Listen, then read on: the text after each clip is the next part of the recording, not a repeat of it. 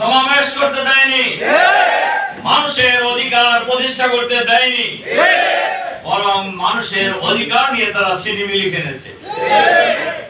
আল্লাহ তাআলা মেহেরবানি করে অনুগ্রহ করে আমাদেরকে ৫৬,০০০ বর্গ মাইলের এই বাংলাদেশ ১৮ কোটি মানুষের জন্য আল্লাহ তাআলা মুক্ত করে দিয়েছেন।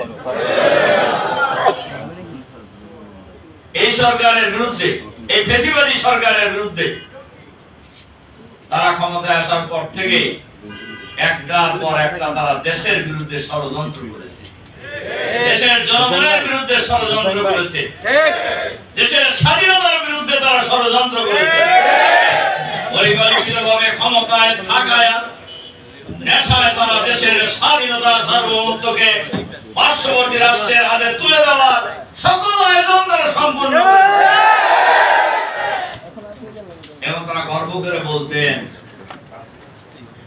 হাসিনা যতদিন পাইছে আছে ততদিন কারুর খাওয়া বলতেন না? এবং তাদের যারা চাটুকর তারাও বলতেন কি না? কিন্তু পালানোর সময় কিন্তু তাদের নিয়ে যায় নাই, নিয়ে গেছে নাকি? আমরা জানেন অনেকে চাইছিল কিন্তু নাই নাই। সম্মানিত ভাই এবং বন্ধুগণ, আল্লাহ তাআলা মেহেরবানি করে আমাদেরকে মুক্তভাবে কথা বলার সুযোগ করে দিয়েছেন। আলহামদুলিল্লাহ। দরুদ ও সালাম আমাদের নবী ও নেতা জনাবে মুহাম্মদুর রাসূলুল্লাহ সাল্লাল্লাহু আলাইহি ওয়াসাল্লামের প্রতি। সম্মানিত ভাই এবং বন্ধুগণ, এই সরকারের যে সরকার পতিত সরকার, পরাজিত সরকার,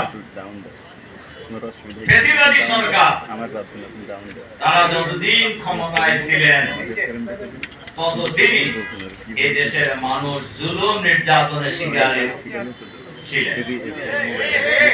এটা শুধু জামাত শিবিরের লোকেরা নয়, গোটা দেশের মানুষই জুলুম নির্যাতনের শিকার হয়েছে। শুধু জামাত শিবিরের লোকদেরকে ক্রস করে হত্যা করে নাই, এদেশের শুধু রাজনৈতিক বিদদেরকে ক্রস করে হত্যা করা হয় নাই, যাদেরকে পছন্দ হতো না তাদেরকে ক্রস করে হত্যা করা হয়।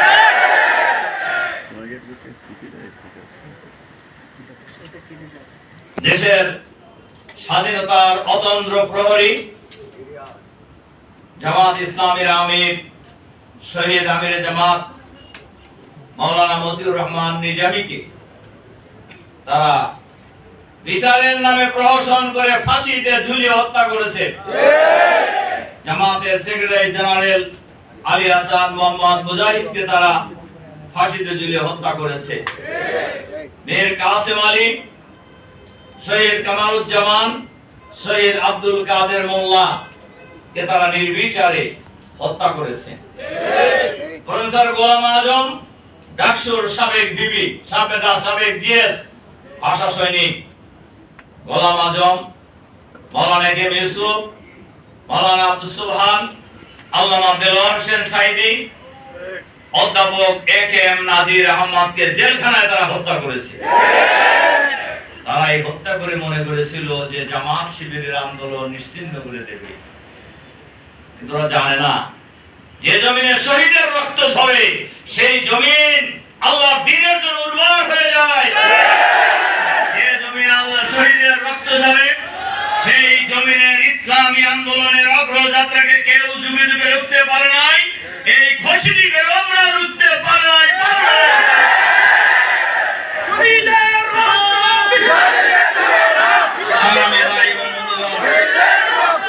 শুধু আমরা নয়, এই সরকারের বিরুদ্ধে যারাই কথা বলেছেন তাদের একটু টিচে ধরা হয়েছে। সাংবাদিকরাও এই সরকারের জুলুম নির্যাতনের শিকার কম হন নাই। রাজনৈতিক দলের পাশাপাশি সাংবাদিক, বুদ্ধিজীবী, সুশীল সমাজ যারাই অন্যায়ের বিরুদ্ধে কথা বলেছেন তাদের বিরুদ্ধে তারা ভূমিকা পালন করেছেন। ভূমিকা কি? হয় তাদেরকে গুম করা হয়েছে, অথবা খুন করা হয়েছে, অথবা ক্রসফায়ার দেওয়া হয়েছে, অথবা জেলখানায় বন্দী করা হয়েছে।